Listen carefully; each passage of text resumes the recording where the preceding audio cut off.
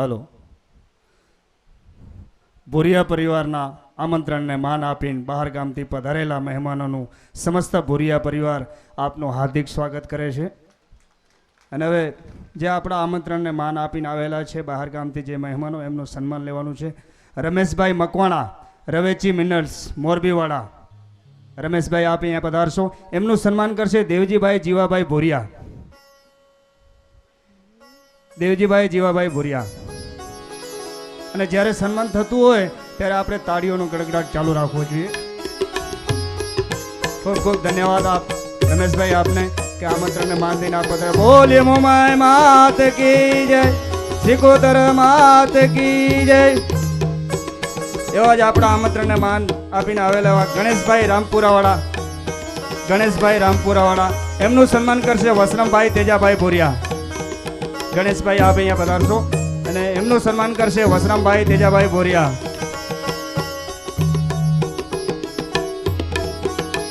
ખૂબ ખૂબ ધન્યવાદ ગણેશભાઈ, અમારા આમંત્રણને માન દઈને આપ અહીંયા પધાર્યા. એમનું સન્માન કરશે વસરામભાઈ તેજાભાઈ ભુરિયા. બોલીએ મોમાય માત કી જય, સિકોતર માત કી જય.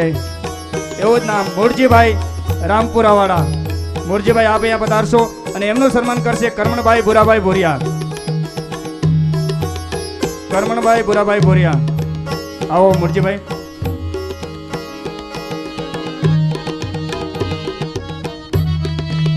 બોલે મોમાય માત કી જય, સિકોતર માત કી જય. એવું જ નામ એક અઠુભા ચનુભા સોડા, ગામ ડાવરીવાળા. એમનું સન્માન કરશે અજાભાઈ ભોજાભાઈ ભુરિયા. અઠુભા બાપુ આપ અહીંયા પધારશો અને આપનું સન્માન કરશે અજાભાઈ ભોજાભાઈ ભુરિયા.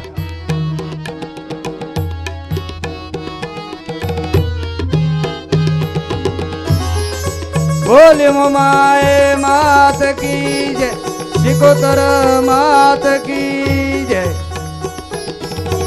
એવું જ એક નામ જોશી રવજીભાઈ દેવરાજભાઈ રવવાડા.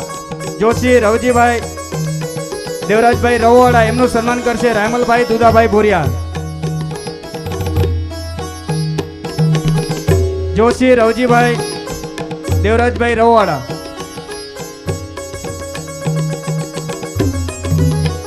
હાલો હાલો રાયમલભાઈ. એવું જ એક નામ મહેપતસિંહ વાઘેલા બાપુ ગેડીવાડા, એમનું સન્માન કરશે રામજીભાઈ અજાભાઈ ભુરિયા. રામજીભાઈ અજાભાઈ ભુરિયા. મહેપતસિંહ વાઘેલા ગામ ગેડી, એમનું સન્માન કરશે રામજીભાઈ અજાભાઈ ભુરિયા. બોલીએ મોમાય માત કી જય, સિકોતર માત કી જય. ભુરિયા પરિવારના આમંત્રણને માન આપીને બહાર ગામથી પધારેલા મહેમાનોનું સમસ્ત ભુરિયા પરિવાર આપનું હાર્દિક હાર્દિક સ્વાગત કરે છે.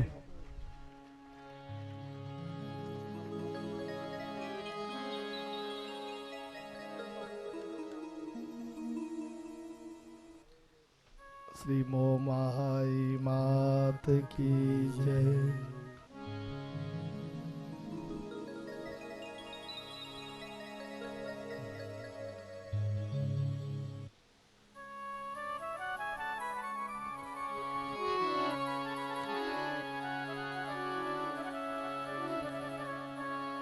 મહાભારતનું યુદ્ધ શરૂ થયું અને એ મહાભારતના યુદ્ધમાં મારા ભાઈ બહેનો, કરણ રાજાનો અંત સમય આવ્યો. કરણ રાજાનો જ્યારે અંત સમય આવ્યો ત્યારે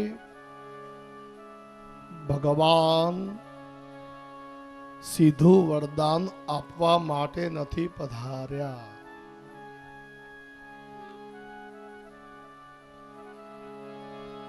પેલા તો હરિ પરીક્ષા કરવા માટે પધાર્યા છે. હરિ છે ભાઈ, નારાયણનો સ્વભાવ છે, દયાળુ. કરણ રાજાને વરદાન આપવા ભગવાન સીધા નથી પધાર્યા, પેલા તો પરીક્ષા કરવા પધાર્યા છે. હવે પરીક્ષા કરવા માટે ભગવાને શું કર્યું? તો પરીક્ષા કરવા માટે ભગવાને બ્રાહ્મણનું રૂપ લીધું. બ્રાહ્મણનું રૂપ લઈને દ્વારકાધીશ કરણ રાજા પાસે આવ્યા. કરણ રાજા મરવાની તૈયારીમાં હતા, ભગવાનની રાહ જોતા હતા અને એમાં બ્રાહ્મણ આવ્યા. હવે કરણને ખબર નહીં કે આ બ્રાહ્મણ નથી, ભગવાન છે. બ્રાહ્મણના વેશમાં થોડો કીકો ખોલજો ભાઈ, પ્રભુ થોડો જરાક ખોલજો. કરણ રાજાને ખબર નથી કે આ તો ભગવાન છે. બ્રાહ્મણના વેશમાં દ્વારિકાધીશે કરણ રાજાને કહ્યું કે મારી પુત્રીનું લગ્ન છે, મારી પાસે ધન નથી, હું જાતીય બ્રાહ્મણ છું, મારી પુત્રી પરણે એટલું ધન દાન માંગવા માટે આવ્યો છું. બ્રાહ્મણનો અધિકાર છે. એટલે કરણ રાજાએ હાથ જોડીને કહ્યું, બ્રહ્મદેવ, બ્રાહ્મણ દેવ,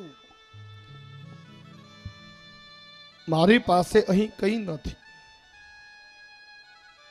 મારી પાસે ધન તો ઘણું બધું છે, પણ બધું મહેલમાં પડ્યું છે. મહેલ સુધી જીવતો પહોંચી શકું એટલું સામર્થ્ય નથી. અહીં કઈ નથી. જીવનમાં પહેલી વખત કોઈ બ્રાહ્મણને ના પાડું છું, મને માફ કરજો. એટલે ભગવાન બ્રાહ્મણના વેશમાં બોલ્યા કે રાજા, ન આપવું હોય તો કંઈ નહીં, પણ તમારે આપવું હોય તો અહીં પણ એટલું છે તમારી પાસે કે મારી પુત્રીનું લગ્ન થઈ જશે. કરણ રાજા કહે, ક્યાં છે મારી પાસે, શું છે મારી પાસે? એટલે બ્રાહ્મણના વેશમાં ભગવાન દ્વારકાધીશ બોલ્યા કે રાજા, ભૂલી ગયા, તમારા મુખમાં દાંત ઉપર સોનાની પ્લેટો લાગેલી છે. એટલું સોનું આપી દો ને તોય મારી દીકરી પરણી જશે.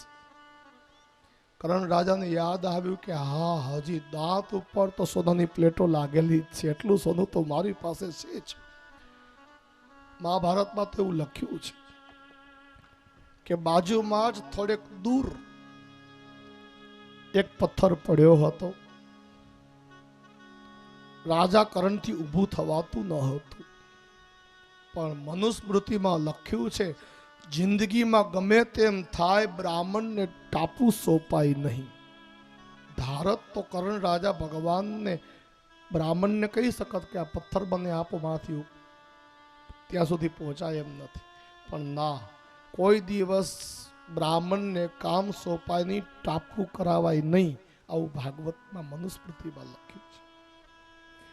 આ વાત ભલી ભાંતિ કરણ રાજા જાણતા હતા. એટલે કરણ રાજા ઢસડાતા ઢસડાતા ગયા, ઊભું થવાય એમ તો હતું નહીં. અને તે વખતે મારા ભાઈ બહેનો, પથ્થર હાથમાં લીધો અને પથ્થર હાથમાં લઈને, હવે થોડીક વાર ખમજો, કથા ચાલુ છે. પથ્થર હાથમાં લીધો અને જોરથી પ્રહાર કર્યો. દાંત તૂટ્યા, સોનું નીકળ્યું અને એ સોનું આમ ભગવાનને આપવા જાય, ત્યાં બ્રાહ્મણના વેશમાં દ્વારકાધીશ એટલું બોલ્યા,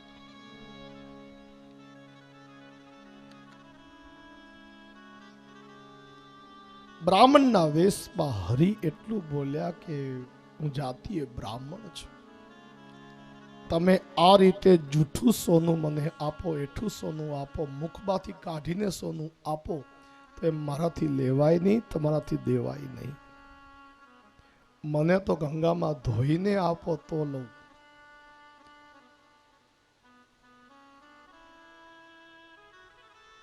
હવે ગંગા ક્યાંથી લાવી? આ તો કુરુક્ષેત્ર મેદાન છે, હરિયાણામાં. કરણ રાજાએ ધનુષ્ય હાથમાં લીધું. પધારેલા મહેમાનશ્રીનું આપણે સ્વાગત અને સન્માન કરીએ. ભાઈશ્રી, આગળનો દોર સંભાળો.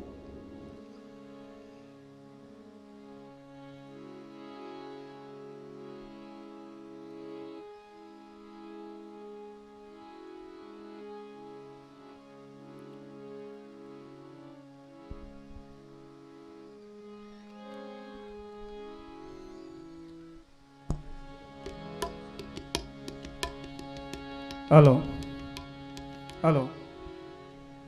ભારતીય જનતા પાર્ટી કચ્છ જિલ્લાના પ્રમુખ શ્રી લખમણભાઈ સિંહ સોઢા આપણી સમસ્ત છે, તો એક વખત એમને જોરદાર તાળીઓથી આપણે વધાવીએ. અને લક્ષ્મણસિંહ સોઢા બાપુશ્રીને આપને આગ્રહ કરીએ કે આપ અહીંયા પધારશો અને આપનું સન્માન કરવાનું છે. સમસ્ત ભુરિયા પરિવાર આપનું હાર્દિક સ્વાગત કરે છે અને એમનું સન્માન કરશે દેસલપરના ઉપસરપંચ શ્રી દુદાભાઈ ભોજાભાઈ ભુરિયા.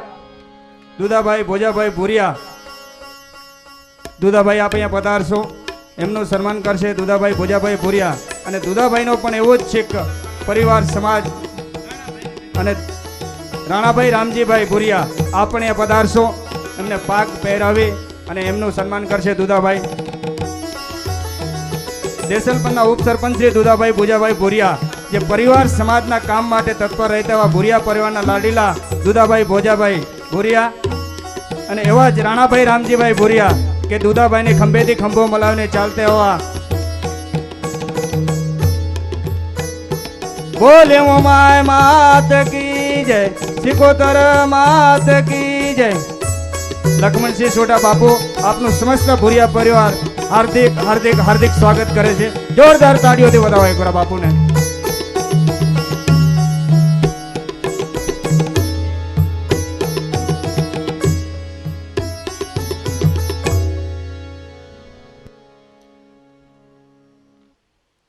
બાપુ આપનું સ્વાગત અને સન્માન છે વ્યાસપીઠ ઉપરથી. ખૂબ જ સુંદર આપ કચ્છ જિલ્લાની સેવા કરો છો એવા સમાચાર મળેલા છે, માટે આવીને આવી સેવા કરતા રહો એવી શુભકામના વ્યાસપીઠ ઉપરથી આપું છું. ખૂબ ખૂબ શુભકામના છે અને આપનું સ્વાગત તેમજ સન્માન કરું છું.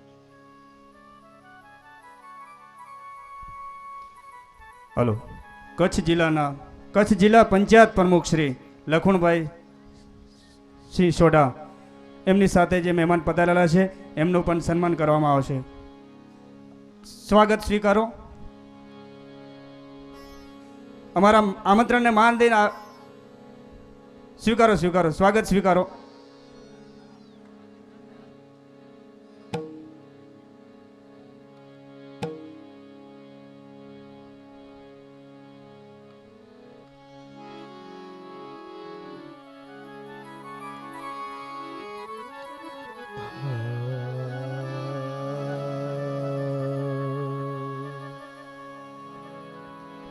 કરણ રાજા ભગવાન ને દાન આપવા માટે તૈયાર થયા. પોતાના મોઢામાંથી દાંત ઉપર લાગેલી સોનાની પ્લેટ કરણ રાજાએ પથ્થર મારી દે, પોતાને જ પથ્થર મારી એ સોનાની પ્લેટ, દાંત તૂટી ગયા અને મુખમાંથી એ સોનાની પ્લેટ નીકળી. બ્રાહ્મણ જાણીને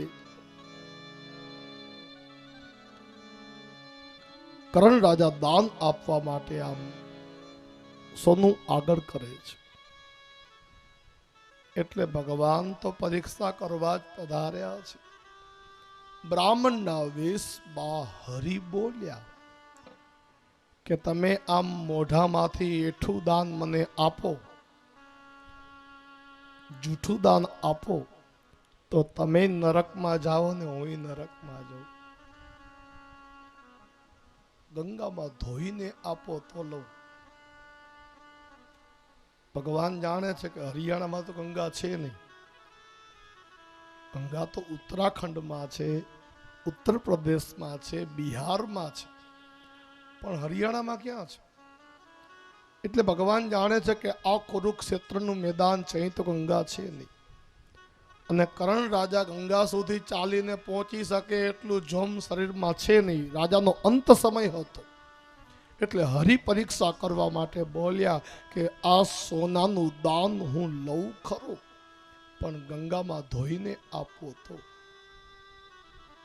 એ જ વખતે કરણ રાજા ઢસડાતા ઢસડાતા ધનુષ્ય પાસે ગયા માંડ માંડ ધનુષ્ય ઉપાડ્યું, તીર સંધાન કર્યું, પોતાના પિતા સૂર્યનારાયણનું પુણ્ય એ ધનુષ્યમાં મૂક્યું અને એ ધનુષ્યને ધરતી તરફ પૃથ્વી તરફ સંધાન કર્યું અને પિતાનું સ્મરણ કરી જેવું જ તીર છોડ્યું, જમીનમાંથી ધરતીમાંથી મારા ભાઈ બહેનો ગંગાજી પ્રગટ થયા અને એ ગંગામાં કરણ રાજાએ એ સોનું ધોયું અને એ સોનું ધોઈને ભગવાન દ્વારકાધીશ દે.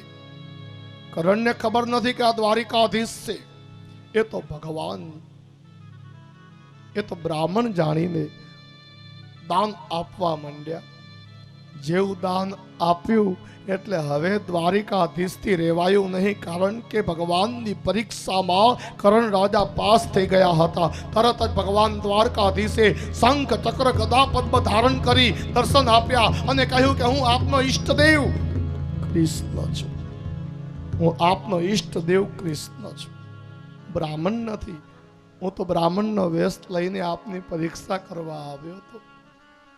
અને એ વખતે કરણ રાજાએ સાષ્ટાંગ દંડવત કર્યા. ભગવાન બોલ્યા કે રાજા, હું આપને વચને બંધાયો હતો, આપના અંત સમયે હું દર્શન આપવા આવીશ માટે આવ્યો છું. રાજા,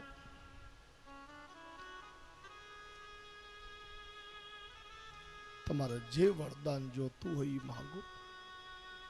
મારા ભાઈ બહેનો, કરણ રાજાએ ભગવાન પાસે 8 વસ્તુ માંગી છે.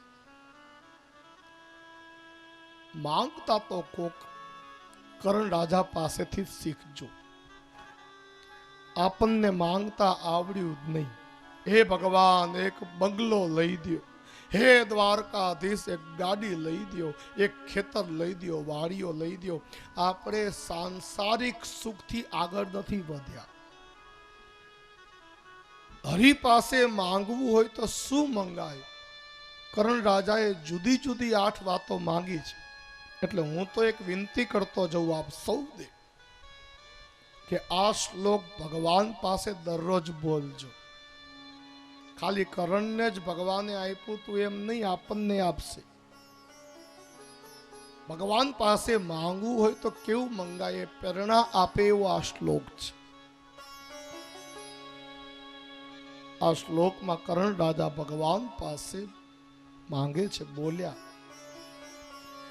તિલકમ વિપ્રહસ્તેના માતૃહસ્તેન ભોજનમ શ્રવણમ શાસ્ત્રવાક્યેન મરણમ સ્મરણેન ચ સત્પાત્રદાને રતો કૃષ્ણ મરણમ જાનવી તટે સ્વસ્થાને વાસૌ સતામ સંગો દેહી મે મધુસૂદન.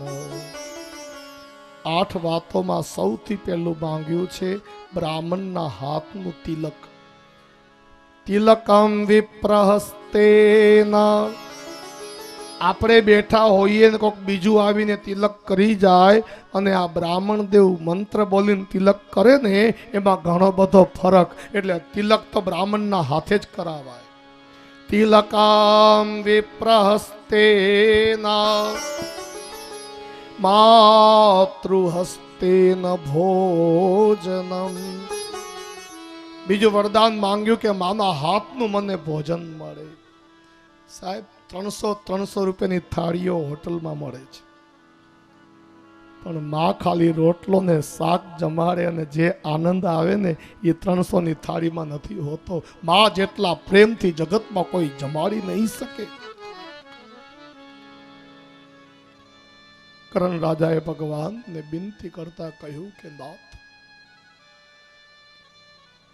મારી માં કોણ હતી ને એ મને ખબર ન હતી. મને હમણાં જ ખબર પડી કે મારી માતા કુંતા છે અને હવે મારી સ્થિતિ એવી છે કે હું જાણું છું કે આ મારી માં છે, છતાંય હું કોઈને કહી શકું એમ નથી કે હું આમનો પુત્ર છું. એટલે આ જન્મમાં તો મને આ સૌભાગ્ય નથી મળ્યું, માતાના હાથનું ભોજન મળે એવું, પણ આવતા જન્મથી જન્મ જન્મ મને માતાના હાથનું ભોજન મળે.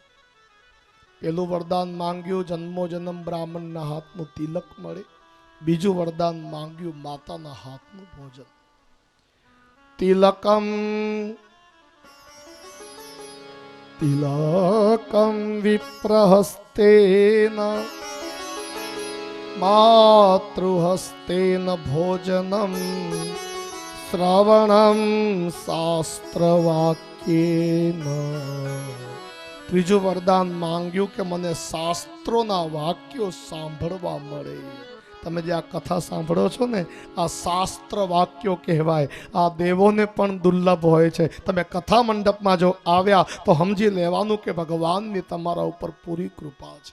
એની કૃપા વગર કથા સાંભળવા જઈ ન શકી. શાસ્ત્ર વાક્ય સાંભળવા મળે ને એ જ બહુ મોટી વાત છે. એટલે કરણ રાજાએ માંગ્યું કે ભવો ભવ મને શાસ્ત્રના વાક્યો સાંભળવા મળે. ચોથું વરદાન માંગ્યું મરણમ સ્મરણેન ચ. મૃત્યુ સમયે હે દ્વારિકાધીશ આપનું મને સ્મરણ થાય. અંત સમયે દ્વારકાધીશ યાદ આવે ને બેડો પાર થઈ જાય છે. અંત સમયે જો ભગવાન યાદ આવી જાય તો સાહેબ જિંદગી સફળ છે. હે દ્વારકાધીશ મને અંત સમયે આપ યાદ આવજો, આપનું સ્મરણ થજો. બ્રાહ્મણના હાથનું તિલક, માતાના હાથનું ભોજન, શાસ્ત્રના વાક્યો સાંભળવા મળે અને મળતી વેળાએ તમારી યાદ આવે. પાંચમું વચન માંગ્યું સુપાત્ર દાનાત્રતૌ કૃષ્ણ. સુપાત્રને દાન આપવાની મને રતિ આપજો. એટલે સુપાત્ર વ્યક્તિને દાન આપવાની મને ઈચ્છા થાય એવી કૃપા કરજો. જો આપણી સ્થિતિ કેવી છે ખબર છે? ઘણી વખત દાન દેવાનું મન થાય તો સામે સુપાત્ર વ્યક્તિ હોતો નથી. ઘણી વખત ઈ સુપાત્ર હોય તો આપણને દાન દેવાનું મન થતું નથી. એવો સંયોગ બને કે મને દાન દેવું હોય અને ઈ વ્યક્તિ પણ સુપાત્ર હોય એવી આપ કૃપા કરજો. સુપાત્ર દાનાત્રતો કૃષ્ણ મરણમ જાનવી તટે. છઠ્ઠું વરદાન માંગ્યું કે જાનવીના કાંઠે મારું મૃત્યુ થાય. જાનવી એટલે કોણ? કઈ નદીનું નામ જાનવી છે? ગંગા. ગંગાના કાંઠે મારું મોત થાય. આ છઠ્ઠું વરદાન માંગ્યું છે. ગંગાના કાંઠે મોત ભાગ્યશાળીને મળે. સાતમું વરદાન માંગ્યું સ્વસ્થાને વાસો. સ્વસ્થાને વાસો. મારા વતનમાં જ મારો નિવાસ રહે, મારે પરદેશ ધન કમાવા માટે જવું ન પડે. વતનમાં રહેવા મળે ને બહુ મોટી વાત છે. ભાગશાળી માણસ હોય ને એને વતનમાં રહેવા મળે. સાહેબ કરણ રાજા કહે જન્મો જન્મ મારો નિવાસ મારા વતનમાં રહે. અને આઠમું વરદાન માંગ્યું સ્વસ્થાને વાસૌ સતામ સંગો.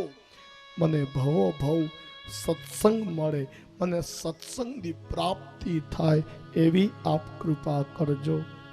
મને સત્સંગ મળે. બ્રાહ્મણના હાથનું તિલક, માતાના હાથનું ભોજન, શાસ્ત્રના વાક્યો સાંભળવા મળે. મળતી વેળાએ આપની યાદ આવે. સુપાત્રને દાન આપવાનું મારું મન રહે. ગંગાના કાંઠે મારું મૃત્યુ થાય. મારા વતનમાં જ મારો નિવાસ રહે અને હંમેશા જન્મો જન્મ મને સત્સંગ મળે. આ 8 વાના કરણ રાજાએ દ્વારકાધીશ પાસે માંગ્યા ત્યારે ભગવાન બોલ્યા તથાસ્તુ તથાસ્તુ. ભગવાન તથાસ્તુ બોલ્યા ત્યારે કરણ રાજા કહે હજી એક મારી ઈચ્છા છે. ભગવાન તો વચને બંધાયા હતા, તું જે માંગે તે આપીશ. એક વાત કહું, ભગવાન તો આપવા જ બેઠા છે, પણ આપણા પાત્ર ઊંધા પીડા છે. એ તો ભરવા બેઠો જ છે, એની કૃપાનો વરસાદ તો વરસી જ રહ્યો છે. આપણા પાત્ર જો ઊંધા હોય તો એમાં ભગવાન શું કરે?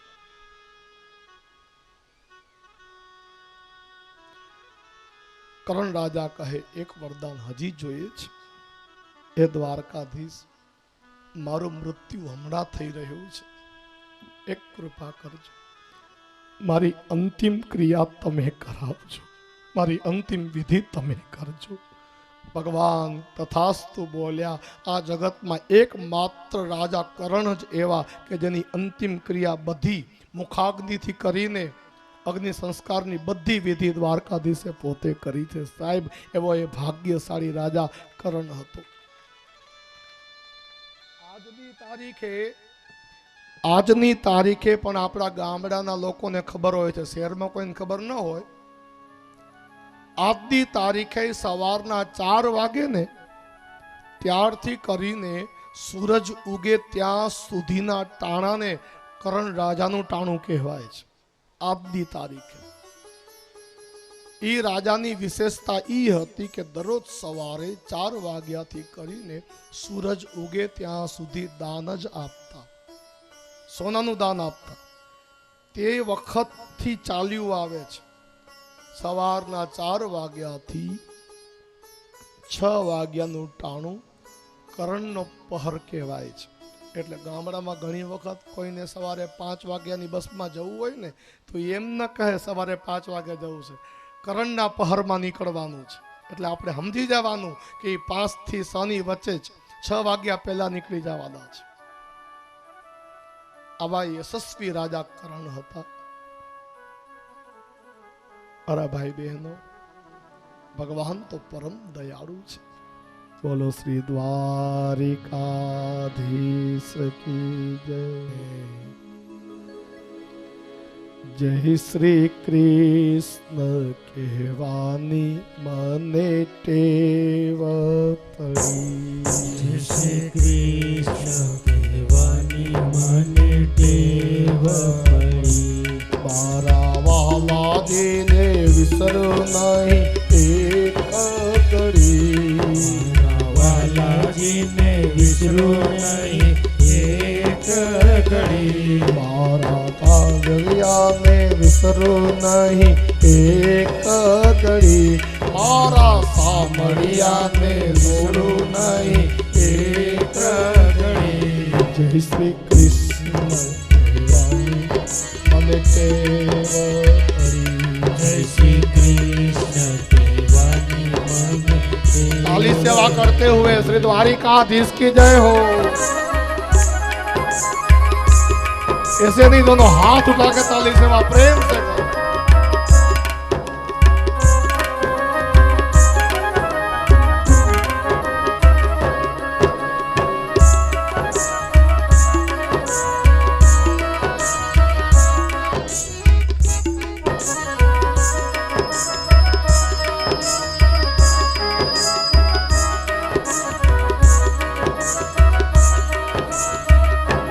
શંખ ચક્ર ગદા અને પદ્મ ધર્યા, શંખ ચક્ર ગદા અને પદ્મ ધર્યા, શંખ ચક્ર ગદા અને પદ્મ ધર્યા, શંખ ચક્ર ગદા અને પદ્મ ધર્યા. વાલો ચાલે છે લટકતી ચાલ રૂડી, વાલો ચાલે છે ચટકટી ચાલ રૂડી, વાલો ચાલે છે લટકતી ચાલ રૂડી, વાલો ચાલે છે ચટકટી ચાલ રૂડી. જય શ્રી કૃષ્ણ કહેવાની મને ટેવ પડી, જય શ્રી કૃષ્ણ કહેવાની મને ટેવ પડી. ताली सेवा करते हुए प्रेम से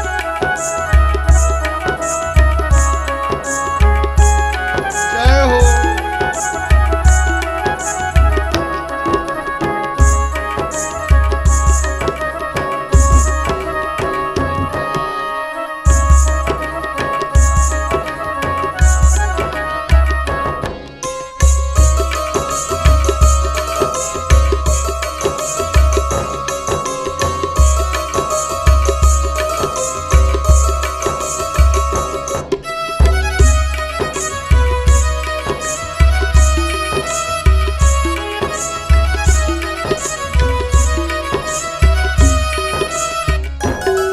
સાતે ચોકમાં વાલાજીના મંદિર બન્યા.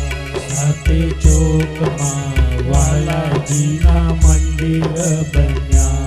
સાતે ચોકમાં વાલાજીના મંદિર બન્યા. સાતે ચોકમાં વાલાજીના મંદિર બન્યા. કે વાલો પાટે બિરાજે સતર ધરી. વાલો પાકે બિરાજે છત્ર ધરી. જય શ્રી કૃષ્ણ કહેવાની મને ટેવ પડી. જય શ્રી કૃષ્ણ કહેવાની મને ટેવ પડી.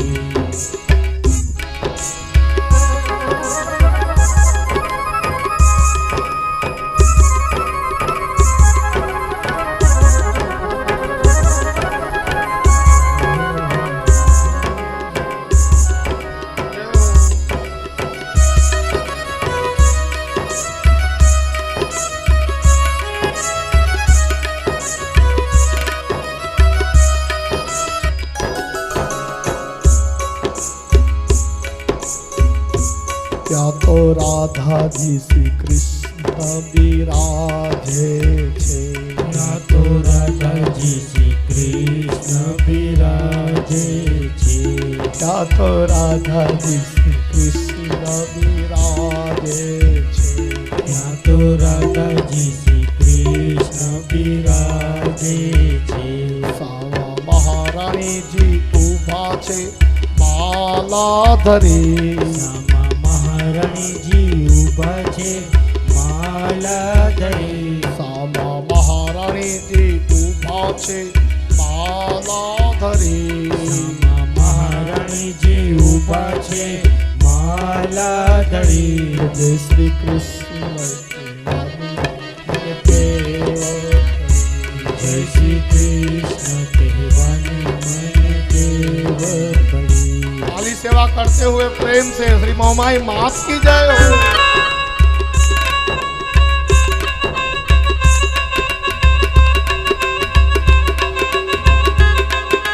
प्रेम से थाली सेवा करते हुए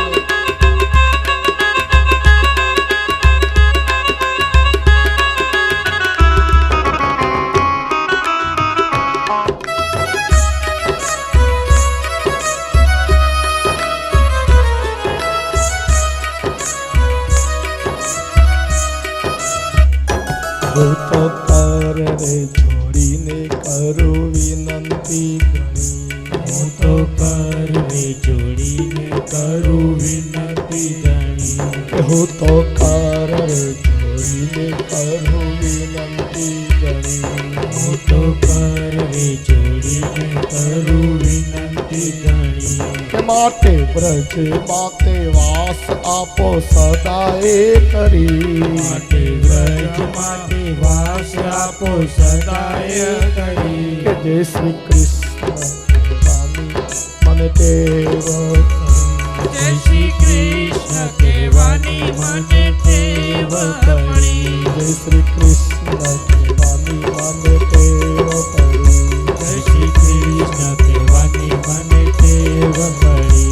મારા વહાલાજીને વિસરું નહીં એક ઘડી. મારા વાલાજીને વિસરું નહીં એક ઘડી. મારા સામરિયાને છોડું નહીં એક ઘડી. મારા સામળિયાને છોડો નહીં એક ઘડી. કે જય શ્રી કૃષ્ણ કહેવાની મને ટેવ પડી. જય શ્રી કૃષ્ણ કહેવાની મને ટેવ પડી. શ્રી દ્વારિકા. મારા ભાઈ બહેનો, એક 7 વર્ષની દીકરી હતી.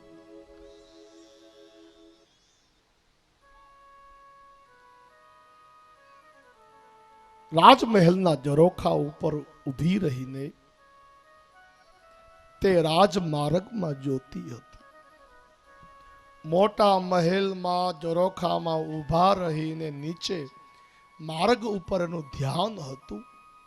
જોગાનું જોગ એ વખતે રાજમાર્ગ ઉપરથી કોઈની જાન નીકળી છે.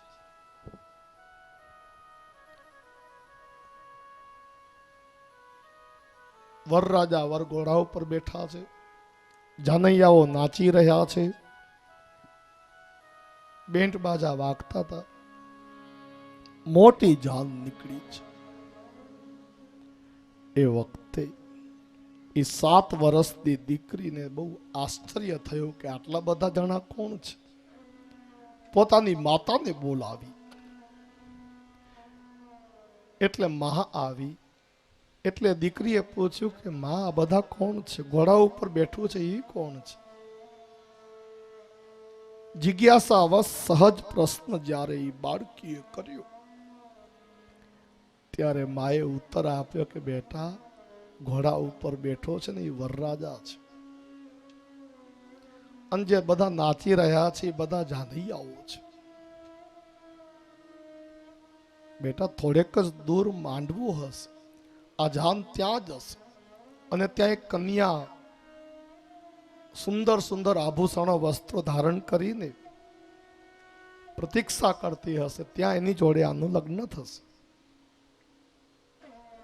માં, એ 7 વર્ષની દીકરીએ પૂછ્યું કે માં, બધી કન્યાનું લગ્ન થાય? માં કહે, હા બેટા, બધી દીકરીઓનું લગ્ન થાય. માં, જો બધી દીકરીઓનું લગ્ન થાય તો મારું થશે ને? હા બેટા, તો મોટી થઈશ એટલે તો નહીં પરણાવશું. માં, મારે આજે જ પરણવું છે. 7 વર્ષની ઈ દીકરીએ જીદ કરી કે માં, મને અત્યારે જ પરણાવ, આજે જ મારું લગ્ન કર. હવે રાજહઠ, સ્ત્રીહઠ, બાળહઠ, એમાં આ તો બાળહઠ 7 વર્ષની દીકરી છે.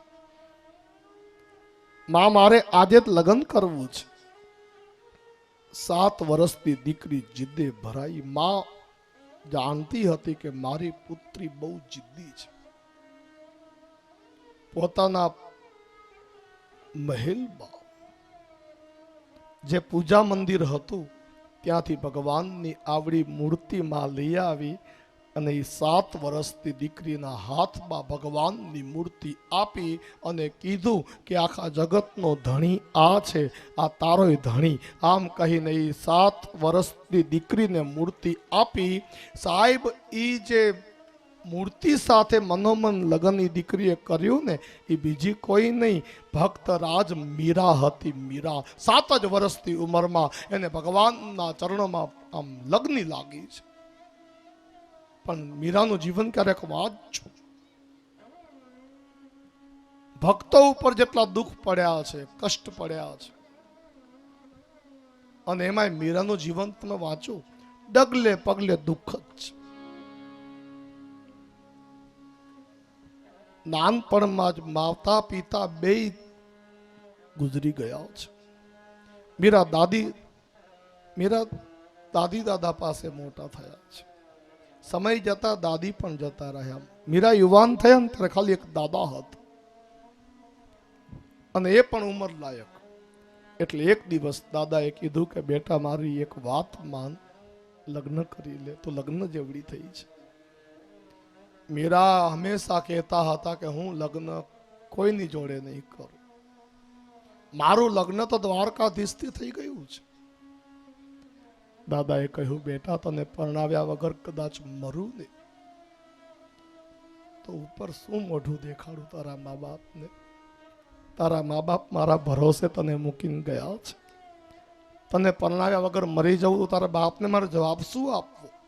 અને હે બેટા, તારા મા બાપ તો આ દુનિયામાં છે નહીં. મેં તને મા અને બાપ બનીને મોટી કરી છે.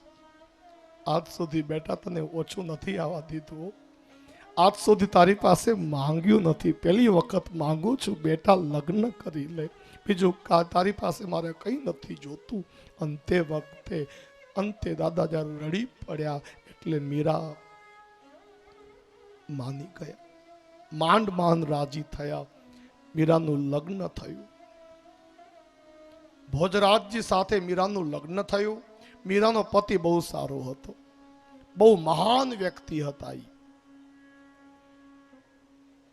મીરાએ પોતાના પતિ ભોજરાજને કહ્યું કે જુઓ, મારા દાદાએ મને આગ્રહ કર્યો માટે મારે લગ્ન કરવો પડ્યું છે, બાકી મારી રુચિ ભગવાનના ભજન સિવાય બીજે ક્યાંય નથી. મીરાનો પતિ બહુ જ મહાન, તેમને કહ્યું કે અડધો રાજમહેલ આજથી તમારો ને અડધો મારો. અડધામાં હું રાજપાટની જવાબદારીઓ સંભાળીશ, અડધા રાજમહેલમાં તમે કીર્તન કરજો, ઉત્સવ કરજો, તમને કોઈ રોકશે નહીં. રોજ ભગવાનના કીર્તન ગાજો, કોઈ વાતની કમી નહીં. બહુ મહાન વ્યક્તિ મીરાના પતિ હતા, પણ હજી તો લગ્નને 5 વર્ષ વીત્યા હતા અને ભર જવાનીમાં મીરા વિધવા થયા છે. ભોજરાજનું મૃત્યુ થયું. બધું શાસન ભોજરાજના નાના ભાઈ વિક્રમ પાસે જતું રહ્યું. વિક્રમ સ્વભાવથી એટલો જ દુષ્ટ. મારા ભાઈ બહેનો, મીરાને થયું કે હવે આપણે રહેવાય નહીં, એટલે મીરા વૃંદાવન જતા રહ્યા. વૃંદાવનની અંદર એક ઘટના ઘટી. બાકે બિહારીના મંદિરમાં મીરા રોજ કીર્તન કરે, ઉત્સવ કરે. તેમાં એક વખત એક સંતને મીરાએ જોયા, એટલે વિચાર આવ્યો કે આ મહાત્માને મારે ગુરુ બનાવવા છે. ગુરુ બનાવવાના વિચારથી એ મહાત્માની પાછળ જ મીરા ગયા. જે ધર્મશાળામાં એ મહાત્મા રોકાયા હતા ત્યાં મીરા ગઈ. જે કમરામાં સંત ગયા હતા એ જ કમરામાં મીરા જાય છે, પણ કમરો બંધ હતો. મીરાએ ખખડાવ્યો દરવાજો. એ સંતના સેવકે દરવાજો ખોલ્યો. મીરા કહે, મારે તમારા સંતને મળવું છે. એ સેવક કહે, જુઓ, તમે જતા રહ્યો, અમારા સંત કોઈ સ્ત્રીને મળતા નથી. કોઈ પણ સ્ત્રી જોડે વાત નથી કરતા. આ સાંભળીને મીરાને બહુ આઘાત લાગ્યો કે અત્યાર સુધી હું એવું સમજતી હતી કે આખા બ્રજ મંડળમાં, વૃંદાવનમાં, નંદગામ ગોકુલમાં પુરુષ તો કેવલ એક જ કૃષ્ણ છે, બાકી આખું જગત સ્ત્રી છે. આવું હું સમજતી હતી. અરે તમારા સંતમાં આવા ભેદ છે કે આને પુરુષ કહેવાય, આને સ્ત્રી કહેવાય. જો આવા ભેદ સંતમાં હોય તો મારે નથી મળવું. એ મને શું ન મળે, હું જ મળવા નથી માંગતી. આમ કહીને મીરા નારાજ થઈને જતા રહ્યા. સેવકે પોતાના ગુરુ પાસે જઈને કહ્યું કે એક સ્ત્રી આપને મળવા આવી હતી. રાબેતા મુજબ મેં કહ્યું કે અમારા ગુરુ કોઈ સ્ત્રીને નથી મળતા, તો એને એમ કીધું. એ સ્ત્રીએ એવો જવાબ આપ્યો કે આખા જગતમાં પુરુષ તો કેવલ એક કૃષ્ણ છે, બાકી જીવ માત્ર ગોપી છે. આ શબ્દો સાંભળતા એ સંત જે હતા ને એ સમજી ગયા કે કોઈ સામાન્ય નહીં હોય, તો ઓળખી ન શક્યો. તરત સંત પાછળ ગયા. રસ્તા ઉપર મીરા જતા હતા. મીરાને રોક્યા અને ત્યારે સંતે કહ્યું, બેટા શું કામ છે મારું? ત્યારે મીરા કહે, હું આપને ગુરુ બનાવવા માંગુ છું. સંત જીવ ગોસાઈએ પોતાની જેટલી માળાઓ હતી મીરાના ગળામાં પહેરાવી દીધી કે જા તારામાં ભક્તિ પ્રાપ્ત થજો, મારું બધું પુણ્ય હું તને આપું છું. સંત રાજી થઈ ગયા, આંખમાંથી આંસુડા. પણ મને કહેવા દો કે આખા જીવનમાં એક જ વખત સંત સાથે આ ભેટ થઈ. બસ હમણાં જ સંત જુદા થઈ ગયા, પછી જિંદગીમાં મીરાને સંત ઈના ગુરુ પછી મળ્યા નથી. મને એમ પણ કહેવા દો કે સંત જીવ ગોસાઈના જ આશીર્વાદથી અંતે દ્વારકાધીશનો સાક્ષાત્કાર થયો હતો. મારા ભાઈ બહેનો, સંત આશીર્વાદ આપીને ત્યાંથી વિદાય થયા અયોધ્યા બાજુ. આ બાજુ મીરા બાકે બિહારીના મંદિરમાં રોજ કીર્તન કરે. થોડોક સમય વીત્યો. સાહેબ, જ્યારથી મીરા રાજસ્થાન મૂકીને ગયા ત્યારથી મારવાડની અંદર, મેવાડની અંદર, સંપૂર્ણ રાજસ્થાનમાં વરસાદ રીસાઈ ગયો. પાણીનું ટીપું પડે નહીં. જો સંત નારાજ થાય ને સાહેબ, તો કુદરત રૂઠી જતી હોય છે. માટે સંતને નારાજ ન કરવા. મને તો કહેવા દો કે આપણા સૌના ઘરમાં કમસે કમ એક વ્યક્તિ સંત છે, એને સમય જતા ઓળખી જજો, નહીતર બહુ મોડું થઈ જશે. જ્યારથી મીરા રાજસ્થાન મૂકીને ગયા ત્યારથી રાજસ્થાનમાં વરસાદ રિસાઈ ગયો, ટીપું પાણી પડે નહીં, પ્રજા દુખી દુખી વલખા મારે.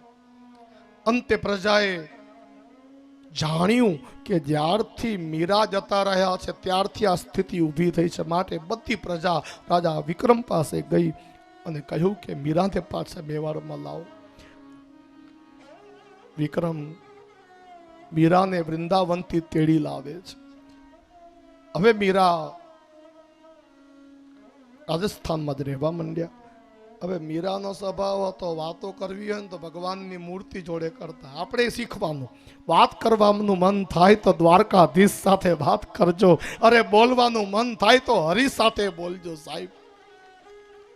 મીરા ભગવાનની મૂર્તિ સાથે રોજ વાતો કરતા. આજે પણ ભગવાનની મૂર્તિ સાથે વાત કરતા હતા. તેમાં એક કમરાની બહાર એક દાસી કાન દઈને સાંભળતી હતી.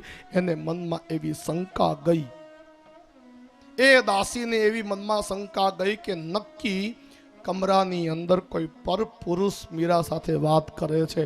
અને એની જેવી શંકા ગઈ એ શંકા તેને રાણા વિક્રમને કહી. વિક્રમે સાંભળ્યું અને મીરાને ઝેર આપ્યું. સાહેબ આ ઝેર એટલે આપ્યું છે, પણ મીરા અમૃત સમજીને ભગવાનનો પ્રસાદ સમજીને ઝેર પી ગયા તો અમૃત બની ગયું. ब्रज के नंद लाला श्री राधा जू के सावरिया सब दुख दूर हुए जब तेरा नाम लिया.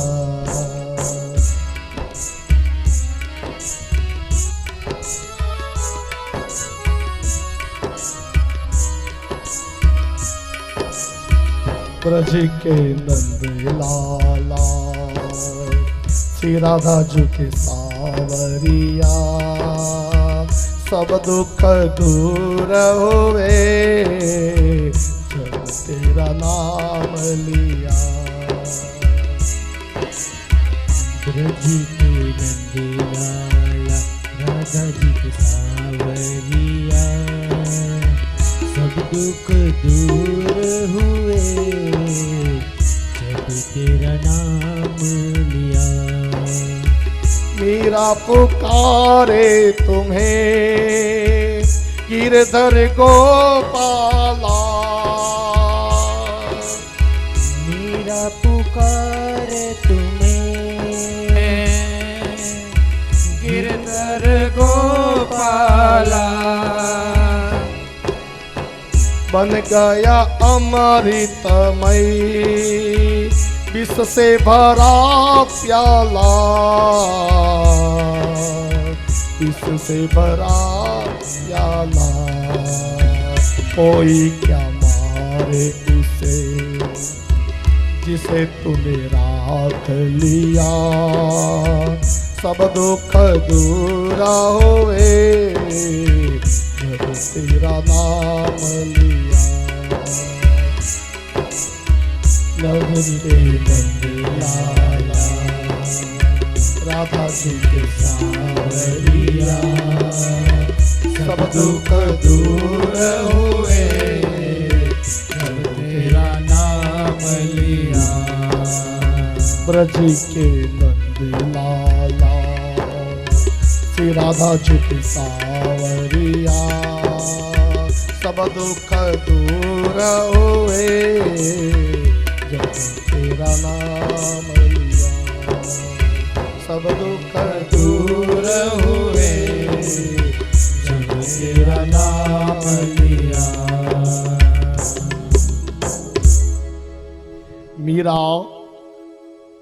અમૃત સમજીને ઝેર પી ગયા તો ઝેર અમૃત બની ગયું. સાહેબ જ્યારે મીરાને ઝેર આપવામાં આવ્યું ને પછી મીરાએ નક્કી કર્યું કે હવે મારે રાજસ્થાનમાં નથી રહેવું.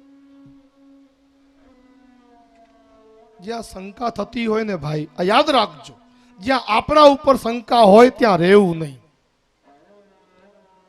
પહેલા તો મારી વિનંતી એ છે કે શંકા થાય એવું કોઈ કામ કરવું નહીં, પણ છતાંય જો આપણા ઉપર લોકોને આમ શંકા હોય તો ત્યાં રહેવું નહીં. જ્યાં ભરોસો ન હોય ને ત્યાં રહેવામાં મજા નથી સાહેબ. કોક ભરોસો કરે એવું જીવન જીવજો. અને એક વખત કોઈ ભરોસો કરે પછી ગમે તેમ થાય ભરોસો તૂટવા દેતા નહીં.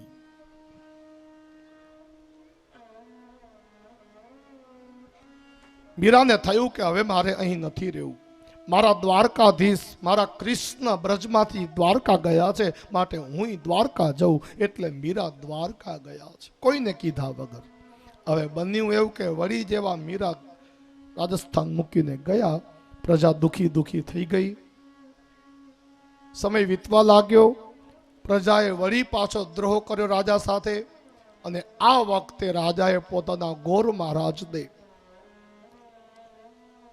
મીરાને ગોતવાની જવાબદારી સોંપી. એ ગોર મહારાજ મીરાને ગોતતા તીર્થોમાં ફરતા દ્વારકા આવ્યા. દ્વારિકાની અંદર મીરાને જોયા. ગોર મહારાજ ઓળખી ગયા. ગુરુદેવ કહે લેવા આવ્યો છું, ચાલો મારી સાથે. મીરા કહે કે આ મારું સાસરું છે. આ જગત મંદિરમાં દ્વારકાધીશ બેઠા છે, મારા પતિ છે. હું મારા ઘરને મૂકીને ક્યાં જઉં? ગોર મહારાજ કહે કે જો તમે આવશો નહીં. જો ગોર મહારાજને ખબર ન હતી કે મીરા ઉપર આટલો જુલમ થાય છે, એટલે ગોર મહારાજે તો હઠ પકડી કે તમે જો આવા તૈયાર નહીં થાઓ તો હું અન્ન અને જળ મૂકી દઉં છું. હવે તમે જ્યાં સુધી હા નહીં પાડો ત્યાં સુધી અન્ન જળ નહીં લઉં. આવી પ્રતિજ્ઞા દ્વારકાધીશના મંદિરમાં એ બ્રાહ્મણ દેવે લીધી. જ્યાં સુધી તમે આવવાની હા નહીં પાડો, પ્રાણ નીકળી જાય તો ભલે નીકળી જાય, પણ હું અન્ન જળ નહીં લઉં. મારા ભાઈ બહેનો, દિવસો વીતવા લાગ્યા. દરરોજ મીરા ભગવાનને ધરાવેલો થાળ લઈને આવે બ્રાહ્મણ દેવ પાસે. પણ બ્રાહ્મણ એકના બે ન થાય. આવાની હા પાડો, હમણાં ભોજન કરી લો. મીરા આવાની હા નથી પાડતા. 5 દિવસ થયા અને સાહેબ બ્રાહ્મણ દેવ બીમાર પડી ગયા. કારણ કે ખાધા પીધા વગર આ શરીર કેવું હાલે. મીરાને થયું કે જો બ્રાહ્મણને કંઈક થઈ ગયું ને તો મારા દ્વારકાધીશ મારાથી નારાજ થઈ જશે. ભગવાન તે બ્રાહ્મણો બહુ વાલા છે. 5મા દિવસે અંતે મીરા પોતાના મનને મનાવે છે અને ભગવાનનો થાળ લઈને બ્રાહ્મણ પાસે આવ્યા કે તમે જીત્યા અને હું હારી. મને લઈ જવી છે, હું આવું છું. આવતીકાલે સવારે આપણે બાપ દીકરી નીકળી જશું. બસ એ જ દિવસે સાંજનો સમય છે. શયન આરતીના દર્શન ખુલ્યા છે અને તે વખતે મીરા કહે કે મારા જીવનમાં છેલ્લી વખત દ્વારકાધીશની સન્મુખ આપ મને રજા આપો તો કીર્તન કરી લઉં, નૃત્ય કરી લઉં. બ્રાહ્મણ દેવે રજા આપી. સાંજનું ટાણું હતું. દર્શન ખુલેલા હતા. હજારો વૈષ્ણવોની હાજરી હતી. આન મીરાએ નૃત્ય કર્યું, કીર્તન શરૂ કર્યા. કીર્તન કરતા નૃત્ય કરતા દ્વારિકાધીશને મીરા ફરિયાદ કરવા માંડ્યા છે. એ દ્વારિકાધીશ ગમતી ન હતી તો પરણ્યા શા માટે? જો મેં એસા જાનતી પ્રીત કિયે દુઃખ હોઈ, નગર ઢંઢેરા પીટતી પ્રીત ન કર્યો કોઈ. એ દ્વારકાધીશ આપનાથી પ્રીત કરવાની સજા મને આવી મળશે એવી ખબર હોત તો આપનાથી હું પ્રીત ન કરત. એ દ્વારિકાધીશ મને એ કહો કે હું ક્યાં જઉં? અરે બહુ નાની હતી ત્યારે મારા માતા પિતા મૃત્યુ પામ્યા. ભર જવાનીમાં હું જ્યારે જવાન થઈ મારો પતિ મૃત્યુ પામ્યો. મારા ઉપર ખોટો આક્ષેપ થયો. હે દ્વારકાધીશ, મને ઝેર આપવામાં આવ્યું. આ દુઃખ મારે કોને કહેવા? હું બધું મૂકીને તમારી પાસે આવી તો એક બ્રાહ્મણને મરવા માટે પાછળ મોકલી દીધા. હે દ્વારકાધીશ, હું ક્યાં જઉં? હે દ્વારકાધીશ, હું ક્યાં જઉં? હું કોને કહું? હે દ્વારકાધીશ, મારાથી હવે સહન નથી થતું. હું સહન નથી કરી શકતી. મીરા જ્યારે અંતે રડી પડ્યા ને આંખમાંથી અશ્રુ વહેવા માંડ્યા. એટલે હવે દ્વારકાધીશથી રહેવાયું નહીં, ભગવાનથી સહન ન થયું અને દ્વારકાધીશની મૂર્તિમાંથી 2 હાથ બહાર નીકળ્યા છે. આ બનેલી ઘટના છે. આ દ્વારિકાની અંદર હમણાં જ, બહુ વર્ષો નથી થયા, દ્વારકાધીશના મંદિરમાંથી ભગવાન દ્વારકાધીશની મૂર્તિમાંથી ભગવાને 2 હાથ લંબાવ્યા અને જે જગ્યાએ મીરા નૃત્ય કરતા હતા દ્વારકાધીશે મીરાને ઉચક્યા અને હજારો વૈષ્ણવોના દેખતા ભગવાને મીરાને પોતાના સ્વરૂપમાં, પોતાની મૂર્તિમાં સમાવી દીધા છે. સાહેબ, કોઈ કહેતું હોય કે સ્વદેહે સ્વર્ગે ન જવાય, કદાચ સ્વર્ગમાં નહીં જવાતું હોય, પણ દ્વારકાધીશ તો સદેહે મુક્તિ આપી શકે છે. સાહેબ, 2 ભક્તો આ જગતમાં એવા થયા છે જેને ભગવાને સદેહે મુક્તિ આપી. એક તો મીરા અને બીજા સંત તુકારામ. આ બેયને ભગવાને સદેહે મુક્તિ આપી છે. મીરા આખા ભગવાનની મૂર્તિમાં સમાઈ ગયા. આજે પણ મીરા છે ને, તમે યારે જોવા હોય ને તો દ્વારકા જજો, દ્વારકાધીશની મૂર્તિમાં જ મીરા